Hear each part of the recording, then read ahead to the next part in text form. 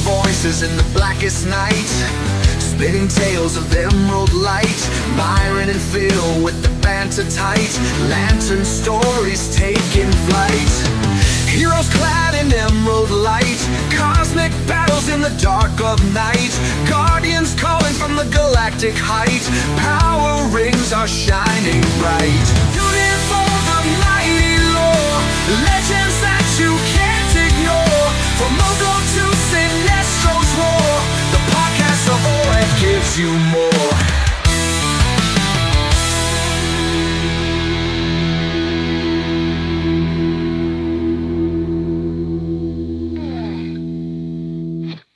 Hey, Green Lantern fans, welcome to episode number 260 of the podcast of Bova. I'm your co-host, Myron Rumsey, and my friend on the other end is Mr. Phil Bova. Phil, my friend, I know you're going through some medical issues right now. I hope you're doing all right. Doing good. Good, Yeah. good. Just got a little bit of a funny voice, so just bear with me for a while until I get my This year's not been pleasant so far, I tell you. No, it hasn't.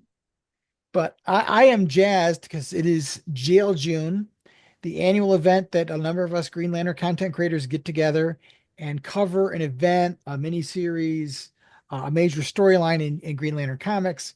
And we each take a piece of it and pass the baton as it goes. This year, really excited to be talking about Green Lantern Corps Recharge from 2005. We are doing issue 1. So we've got the initial run of the baton, and we're going to hand this off to the Lanterncast. I can put a graphic up showing the order of the episodes that are coming out this month. But it's us, then it's the Lanterncast with issue 2, Emerald Echo podcast picks up with issue 3, Green Lanterns podcast issue 4, and then Mosaic Comics with issue 5. Really exciting stuff. So make sure you check out the other shows as they come out, and I'll make sure on social media to retweet or repost whenever the other content creators do their piece of the pie. This is exciting stuff, though. I can't wait to talk about it. Oh, and it's a great group of guys, great groups of podcasts. These guys are awesome, and we have a good time. And I love talking to them. I like when we do our roundtable stuff. It's good stuff. It's a lot of fun, and I enjoy doing this every year because it's a chance for us to all to support each other and promote each other's shows. So I think that's really great. I love doing it. I really do. Before we get into all of that, got a little bit of Green Lantern news. Because it hasn't been a month since our last episode. The only thing I really heard is that, and this has not been officially confirmed, but a scooper is saying that an actress named Laura Linney is rumored to be cast for Lanterns. That's she's an older actress too, so it would track with Hal Jordan's age being up there.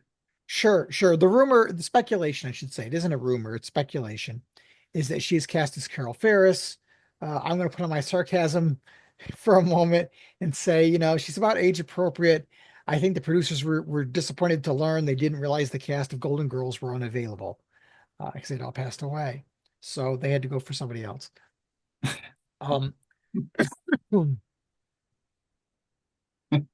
Boy, the age thing is just going to follow Green Lantern all the way to the end of time. I'm not giving up on this whole thing. I tell you, it's like Ryan Reynolds following the movie. That's right. He's been complaining and bitching and moaning about Green Lantern since 2011. So give me a year. I should have a year to complain and bitch about what I think is stupid creative decisions. You. We love you all the same. So if you're joining us for the first time, welcome to the podcast of OA. We've been around since 2011. Phil joined us partway through the voyage. I had originally had a gentleman by the name of Bill Giancolli that co-hosted with me. And we've been around for 11 years and been covering Green Lantern from the comics to the animated series to the movies. We had a lot of good creator content, things done with other creators, being able to interview a number of the comic books creators over the years. It has been our just pleasure to have some of those people guest on our show. So I hope you stick around beyond joining us for potentially your first episode and hear what we've got to say about Green Lantern and join us for the ongoing voyages of exploring this wonderful mythology and comics. It is. And it's only getting better because we got more books out now, and then the series is coming. there's going to be some concentration on Lantern stuff, but I have a feeling if the series does well, I think it'll take off pretty good. Yeah, as Green Lantern fans, we were starving for content for a while, but now it seems like we're back on the upswing a little bit. So I'm really excited to jump in and talk about Green Lantern Corps Recharge. So I'm not going to bother to take a break. We're just going to jump in. We're not going to do any listener feedback because this is kind of a special episode. Right on.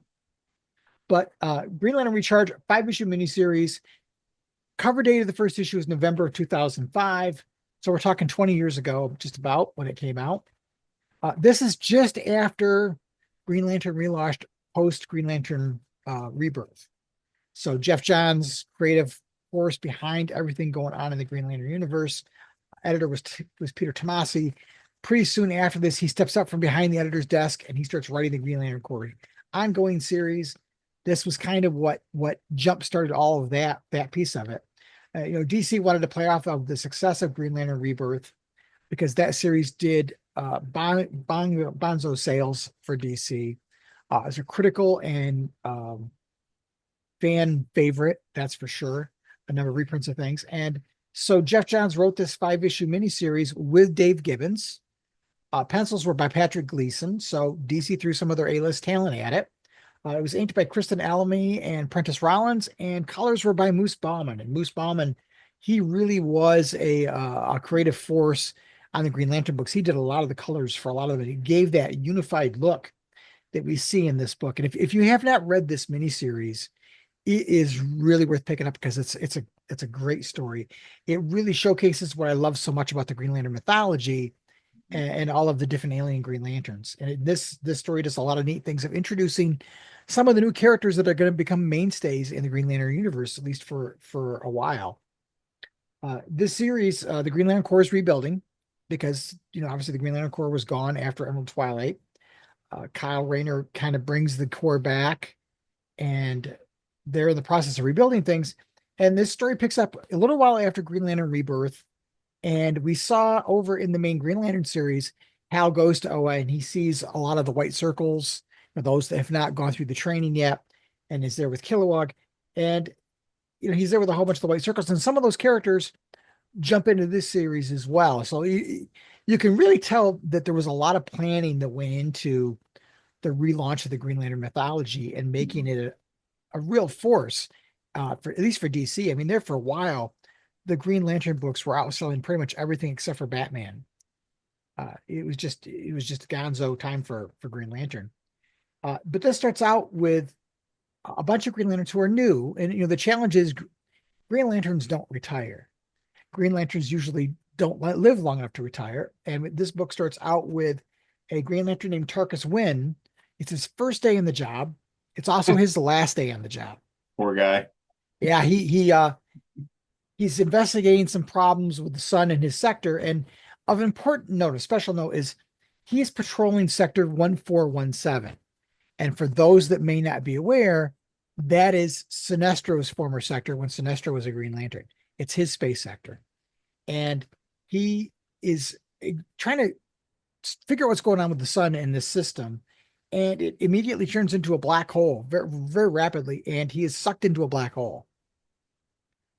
So you can see when this goes on further, DC was like, well, we've got 4. Imagine the days when we only had 4 human Green Lanterns. I know, right? Those were the times. Those were the days, my friends. So they deliberately decided to take Kyle and Guy and pair them together. And you really see how their relationship develops. And the dynamic between Guy and Kyle here is it's fantastic. Mm-hmm. I love it. And we're seeing the Green Lantern Corps through the eyes of Kyle, because remember, Kyle, he never existed in the Green Lantern Corps. He only existed on his own. And we see in the very beginning of the book, he's talking to the Justice League because he was the Justice League's Green Lantern at the time. And basically beginning to do is he goes off to become part of something bigger, and that's the Green Lantern Corps. And you have the really funny scene of Guy Gardner mooning Batman through the Justice League satellite window. Loved it. It's worth noting too that Kyle's got the Ion suit on. Yes. Yep. He still has the Ion suit. That's what his outfit was at the time. And which is a good series if you're a Rayner fan, so check it out. Yep. Yep. Mhm. So you can really tell what thought went into pairing Kai and Gael. Wow, Kyle and Guy together. It gives them something important to do because you've got Hal headlining the main book. John was supposed to be his sector partner, and there was a lot of criticism from fans, and I think some of it rightly so, that they were sector partners, but John really very rarely showed up, and so John was kind of the odd man out in this whole thing. Eventually, he becomes a part of the Green Lantern Corps series, but at the time that this was happening, John really got kind of the short end of the stick. Yeah. Unfortunately. They also make a real major point to let you know that the Rand Thanagar War is really it's in its real intense period of time. They're once again at war. It's throwing the universe and the galaxy into chaos. And that's going to become kind of a plot as it goes on because we're going to get exposed to three new characters who each get a couple pages of backstory. The first is Soranik Natu, and this issue is important because it is her first appearance. And Soranik Natu is a surgeon on Koragar, and the Power Ring comes to recruit her in the death of Tarkus Wynn. So Tarkus Wynn dies by going through the black hole, and the ring goes in to find a new ring bearer. Chooses Soranik Natu while she's in the middle of doing surgery, brain surgery no less, and she's losing her patient. She wants nothing to do with the ring because, as you can imagine, on Koragar, Green Lantern and Green Lantern power rings are really something that's it's very looked down upon by the people of Koragar because of what Sinestro did, how he ruled and oppressed his people. She reluctantly uses the ring to save the patient because it's clear to her she's going to lose him. So her, whatever they have for Hippocratic Oath, really jumps in, and she's willing to dance with the devil, if you will, to save her patient. And in doing so, she kind of damns herself in the eyes of her own people. Well, and I think it's a critical point for her characterization because Yeah, you still see that today when she's on her home planet. There's still resentment yes, towards her for yep, what she's done. So, I mean, and I think that makes her the character she is today by trying to be opposite of what her father is. yes. And at this point, she has no idea that she is the daughter of Sinestro. She has not Right, a clue. right. And that's something that really Jeff Johns and Peter Tomasi did such an amazing job of establishing this character and making you kind of rally behind her. And then you find out that she's the daughter of Sinestro, which just it takes it up a level. She is, I think, probably my favorite character among the new group of Lantern characters that get created during this era. Why She has she's such not a great around now, story. I'll never know. She's too I prominent. agree. I don't, I mean, I'm not trying to knock what Adams is doing, but I mean, Natu is an important cog in Green Lantern mythology, and Yeah, I think she needs to be around. right. She was in charge of the Sinestro Corps at one point, and we've had the Sinestro Corps show up a little bit since the last time we saw her, and she's nowhere to be found. It's really seems like such a missed opportunity because she is such a great character.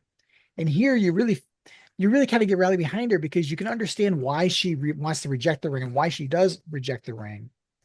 And then ultimately she ends up taking the ring and becoming a loyal member of the Green Lantern Corps, at least for a period of time. This also has the first appearance of Vath Sarn, Mhm. who is a Ranian soldier fighting in the war with Rand and Thanagar. And he's in a skirmish with the Thanagarians at the time. His group, his unit is really at wit's end. They're probably going to die. He gets the ring and he immediately tries to use it to kill Thanagarians, but the power ring at this point in time doesn't allow you to kill anybody. So, and it's interesting to see what happens with him and who becomes his sector partner. But Isamot Kol, and this is also his first appearance. Isamot Kol is a Thanagarian, but he's not the traditional Thanagarian. He's a downworlder. You know, he's not of the upper elite. He's a grunt. He lives on the surface of Thanagar instead of up in the air and up in the skies, like the noble Thanagarians are that we were used to seeing. And it's worth noting that Isamot from Isamot Kol, Isamot is Peter Tomasi's last name backwards. So is it one of many neat little things that they did during the era in naming some of the characters? It's kind of a nod to Aricia because Aricia Robb, her last name is Mike W. Barr's last name backwards. Right.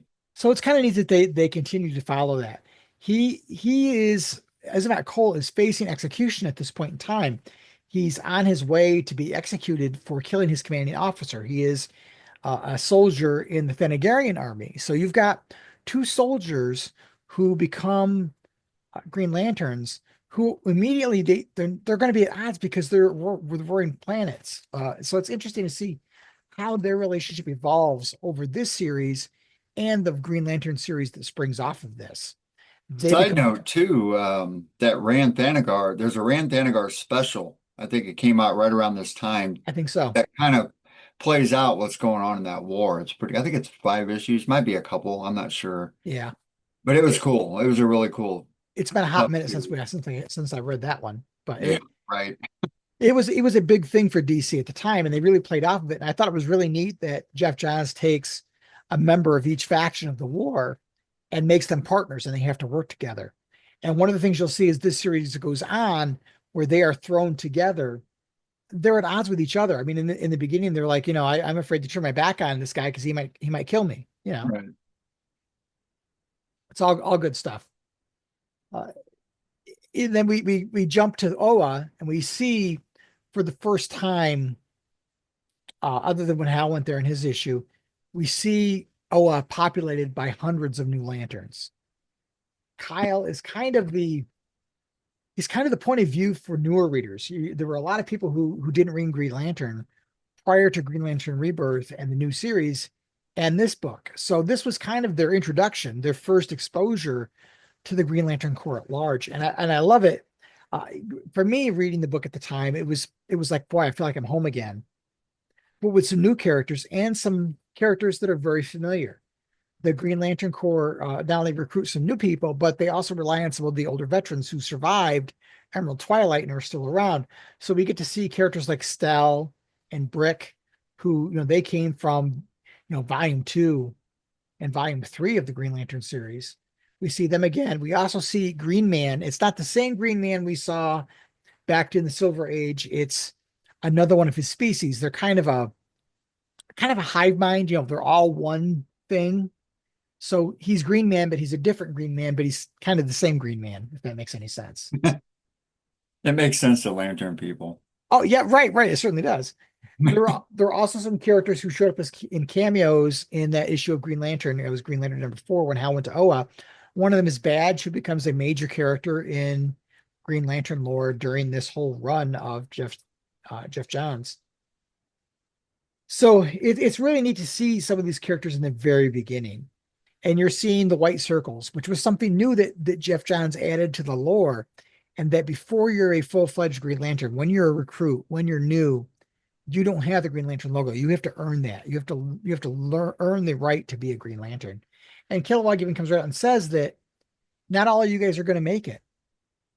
And during the big meeting that's there, Soranik Natu is like, well, I'm going home. Heck with you guys. I want nothing to do with this stuff. Right.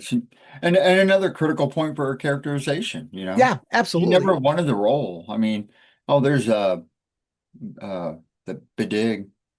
Badge, yep. Badge, Badge. Bidig. Yeah, Badge is in there and a number of the other ones that go on to become major characters for us.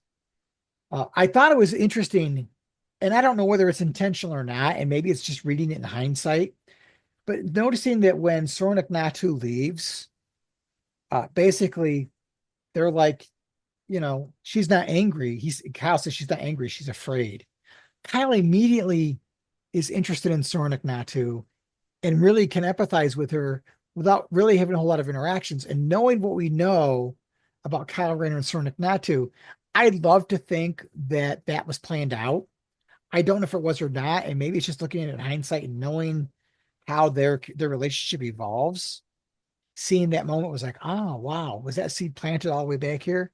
Don't know that for a fact, but boy, it's really cool to look at it and read it through those eyes. It would track. I would track for the relationship, Absolutely. I did like too how the Guardians are portrayed here. The Guardians are as aloof as ever, but even more so. And I don't know whether it's Moose Bauman's coloring, but I felt like they were more intimidating for little blue guys, But I thought that their sense of purpose overrides everything, even their ability to relate to beings that are younger than them. And for me, that's what I've always felt about the Guardians is they're altruistic in their intent, but they're so far removed from humanity and the lesser beings, air quote, that they can't relate to them in any way. And so they come off as this arrogance, but it's really they're so concerned about the 10,000 mile view that what happens down here is just of little consequence in the grand scheme of things. And they're Right. not wrong, but And I think it makes it worse with the human interactions because humans yeah, are notorious for going against the grain. So sure. when you have an altruistic mentality, and they see things at one level, and then you got all these aliens performing at different levels, and then throw the humans in that mix, it probably makes it 10 times worse for them. Sure. And this is also one of the things that Jeff Johns did with this relaunch was that humans are really looked down upon. They're kind of the awful species that nobody wants to admit into the Green Lantern Corps. And when Hal showed up in that issue of Green Lantern, they were basically making fun of him because he's a human. Like, really, there's a human in here, So it's interesting to see that dynamic. And when Guy gets this might sound familiar, but Guy is asked to be basically Kilowog's helper and training new recruits, which just happened over in the new Green Lantern Corps series as well. And his reaction is very similar now as it was back here in this story. He wants nothing to do with it. In his mind, he's the best Green Lantern, and why are you saddling me with the new recruits? I'm not here to babysit. Is essentially it. And He he always, he barges in. always, he always lives off the cusp too. Yeah, So, I mean, having him fall in line as being a leader, I mean, he might lead a good group of people, but I wouldn't get behind him as leading a battalion. yeah. There's He's there's not a he's not that reliable. there's a spot early on when he and Kyle are flying away from the Justice League after Kyle says goodbye. And it's great dialogue because it really gives you a glimpse into what's really going on under the bowl cut. And it's things that, he says like, I may not take Batman seriously, but I take the job seriously. And trust me, Kyle, when we run into trouble, you're gonna be glad to have me at your side. And that's true. Guy is short-tempered and he's evolved from the real jerk version of himself, but he still has very little filter, if any. Mm. But you can tell he's not being a jerk for the sake of being a jerk. He just doesn't take anybody's crap. And he I mean, he sees a does. lot of things as crap. And I think that's really going to be played out when we see him on the screen. I hope so because it seems like they're taking a step backwards, but I hope that is what happens because you can't have a Guy Gardner who's in his mid 50s and act like he did when he first appeared in the Justice League International days. That's no bueno as far as I'm concerned. No, I think he's going to have the personalization that we know. I hope so. And we see a lot in this series about Guy. I think Guy really is the star of the miniseries because you see a lot more. The Guardians do not respect him when he first walks in. And even they are looking down on humans. I mean, they make a comment about him being a caveman in the very beginning. And by the end of this, it's something else. And I don't want to spoil that because that's for others to deliver that part of the story. But he's there and he's talking about the fact that, he can't be reduced to, I mean, me, Guy Gardner, be reduced to babysitting these new recruits.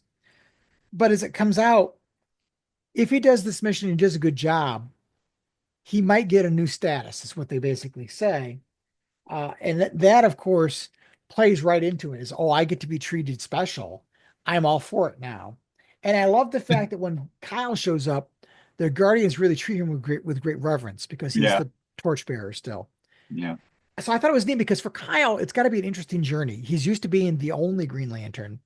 Now he's among many to find himself accepted by the leaders of the Green Lantern Corps, who he's never met word for.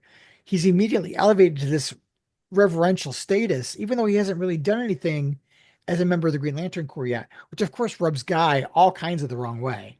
Hmm. To But no end, too. I think it's great. Uh, it's great characterization. You can tell in the beginning stages of the Johns era how much thought got put into it before anything ever got made to the page. How much planning there was about where's this going to go. Jeff Johns was known to have said that he kind of built this kind of like Star Wars, and that you had Rebirth with Star Wars, Sinestro Corps War was The Empire Strikes Back, and Blackest Night was the Return of the Jedi of the Green Lantern saga he had planned. And you can really see how he mapped this all out. And it wasn't just him, I'm sure. Peter Tomasi did a lot of it, but it's neat to see all of that as it's happening. It's a neat thing to read, to be rebuilding this. So the issue kind of goes on after that, that the Guardians, as they met, mentioned that Tarkus Wind was not the only Green Lantern to perish, that up to 6 of the Green Lanterns had been killed, and all of them died by the quick formation of black holes in their sectors. The Corps is now the brand new. If you're enemies of the Green Lantern Corps, what better time to try to strike them down is when they're at the weakest, when they're trying to reform. Absolutely.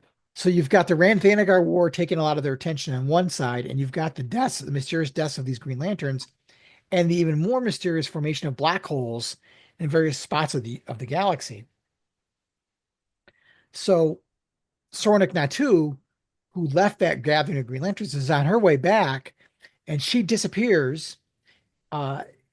She, at the end of the issue, finds the remains of Tarkus Wynn, and basically at that point, that's all we know, is that she's gone missing. We don't know where she's at. The issue ends with Guy leaving Oa and basically saying, I'm not doing this training gig. And Kilowog really pleading to him and saying, I need you. I'm really worried about things.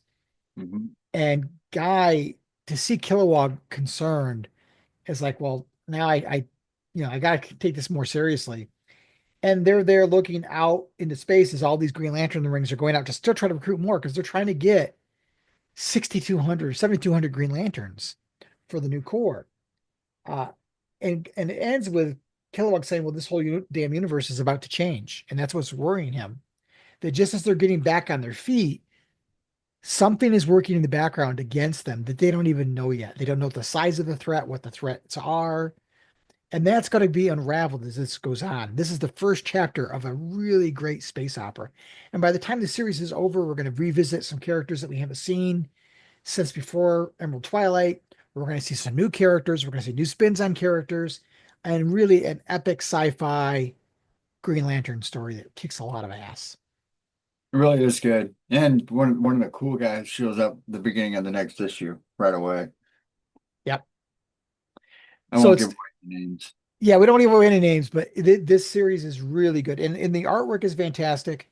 It's like I said, it's Pat Gleason.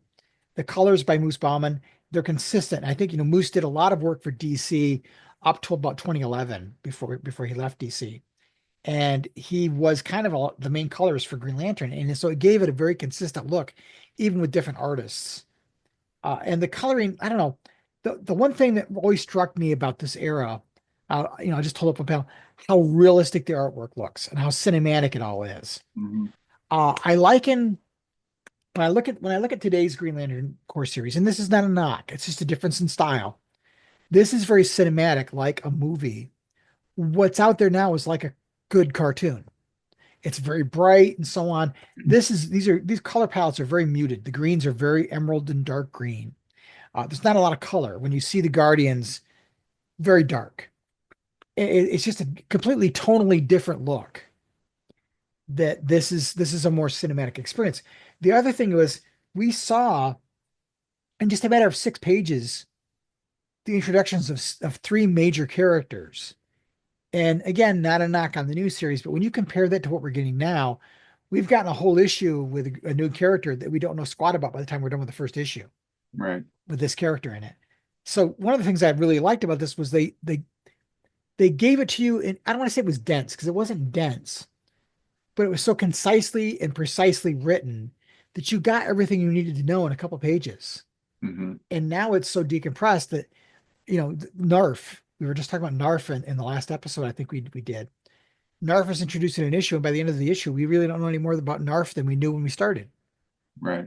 And here we've gotten 3 very good character introductions that we know a lot about these characters that will inform us as we go forward in this series and then even on into the Green Lantern Corps, because all three of those characters are major, major characters. The evolution, the character development for Vath Sarn and Isamot Kol as they start out as being at each other's throats to where they end up is such a great journey, such a great story arc. If folks have not read these yet, I really envy you and I hope you pick them up and read them.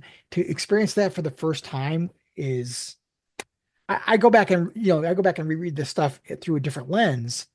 It's not the same as the way the first time you read it and you're seeing this happen for the first time. Well, not only that, you're chalking on 20 years of change, right? Right, So right. put that on top of it, and then you go back and reread it, you're like, man, all the 20 years of what's happened, and then I'm rereading this, then you can come out the other end knowing, well, this is what I'm missing. This is what Right. is missing. This is what should be incorporated. Why is this not here? Yeah, stuff like that.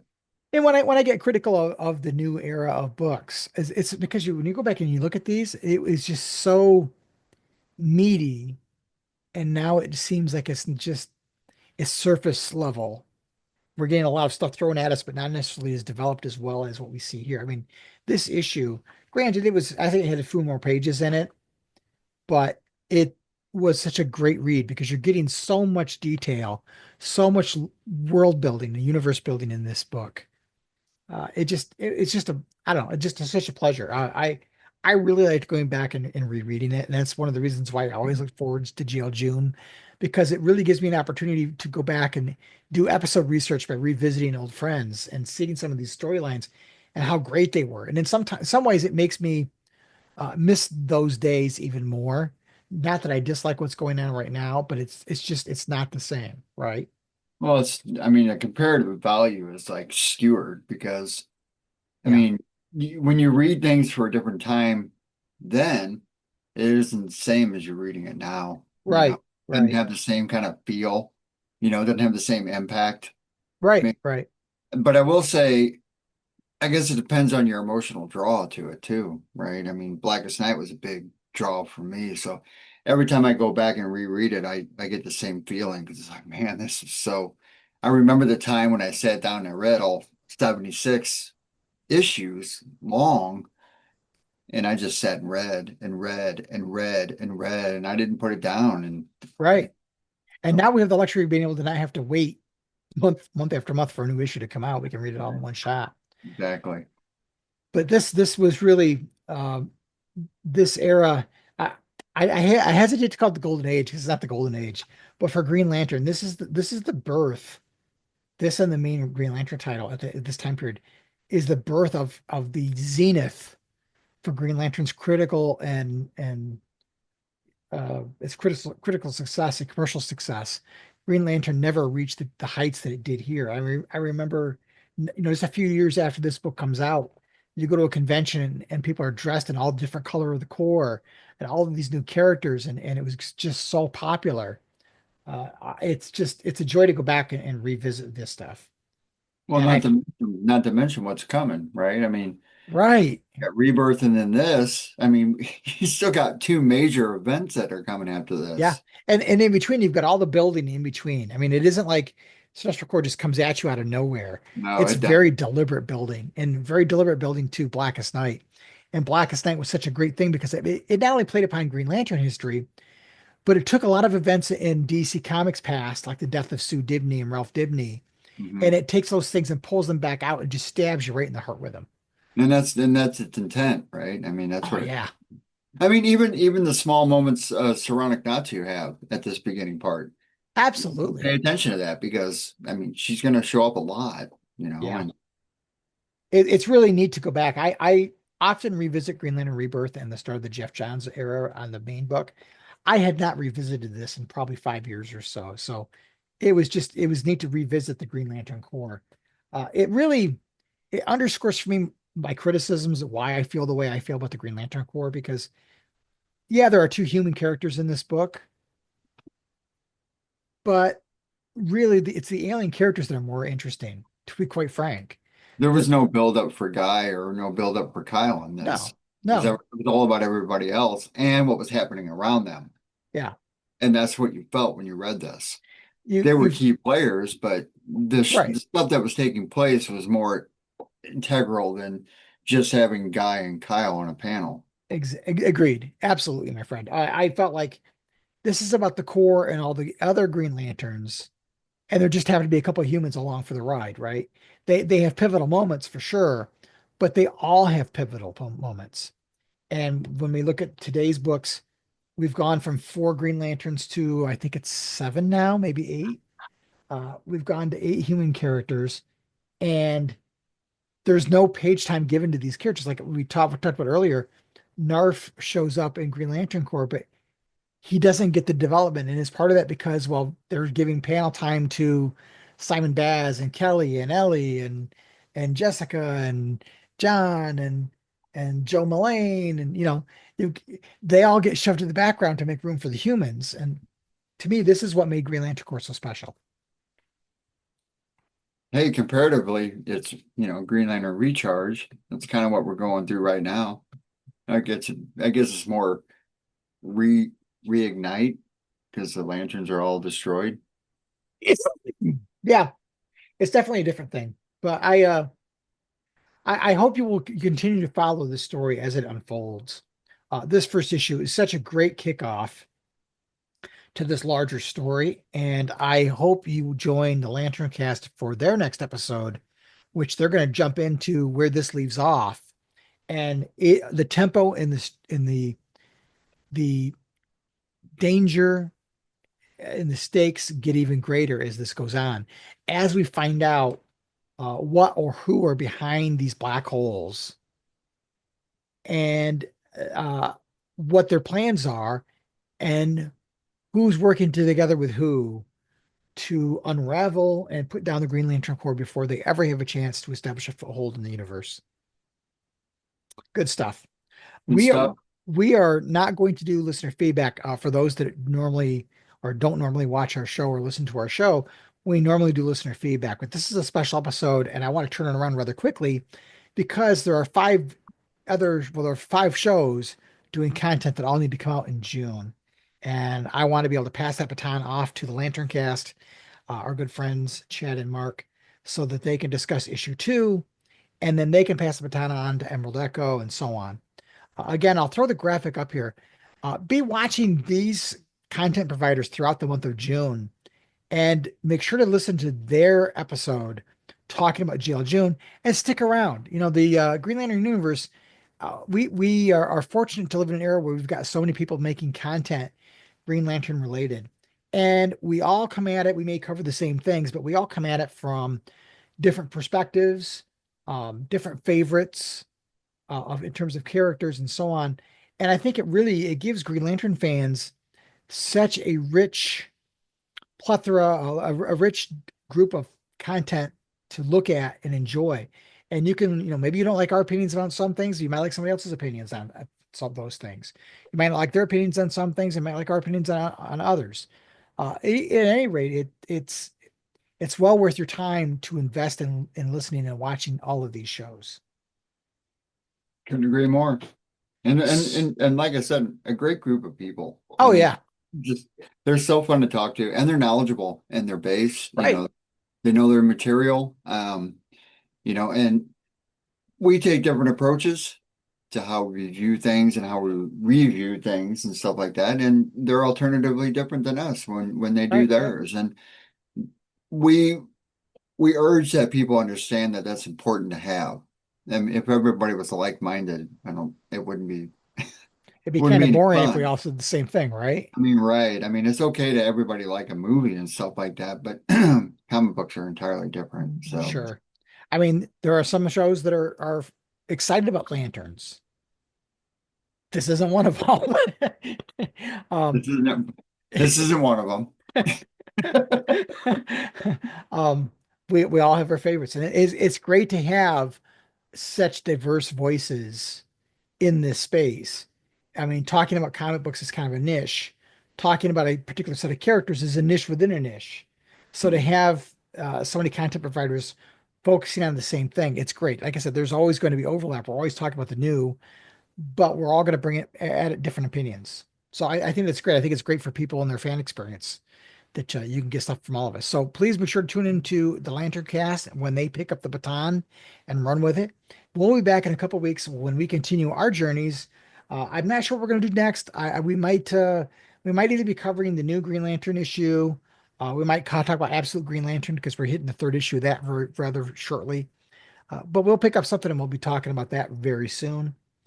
As always, we welcome you to the Blog of Oa family. If you've never been a listener before or a watcher before, we welcome you to stick around. We hope you like what you hear, and whether you agree with us or disagree with us. I hope we present things in a fair and not too judgmental way, even though we have strong opinions. Well, and at the end of the day, we don't argue. I'm not going to argue with anybody because, I will. there's number one, there's no point. Okay. And I'll respect your opinion just as much as I hope you would do the same to mine, right? And that's how I think fandom should operate. So there won't be any arguing points here. Well, such and such is better. I don't care who's better. I mean, at the end of the day, I mean, you like Hal Jordan. You think he's the best. That's great. I mean, but there's a gajillion other people who think otherwise, right? Are they right or are you right? Oh, I'm right. We're never going to know. Nobody will ever know. I'm not going to sit here and take a poll for people to know. And all those polls are skewed anyway. But it's all about it. There's no worth an argument. And there's room for it all to fit. I mean, that's just it. And lanterns aside, I don't know. Maybe it'll surprise you, Myron. You never know. We'll see. Keep rubbing those hands. So, friends, until next time, treat each other well, take care of each other, keep that power ring charged, and make every day your brightest day. We'll see you soon. Thanks so much for watching this Green Lantern video from the Blog of Oa. If you liked what you saw, please subscribe to our YouTube channel. You can find even more great Green Lantern videos, reviews, podcasts, and more at our main website, www.blogofoa.com. So until next time, keep your power ring charged and make every day your brightest day.